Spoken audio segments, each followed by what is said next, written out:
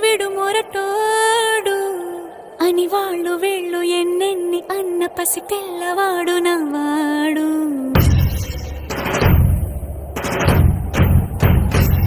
విడు ముండోడు అని ఊరు వాడ అనుకున్న గాని మహారాజు నాకు నవ్వాడు.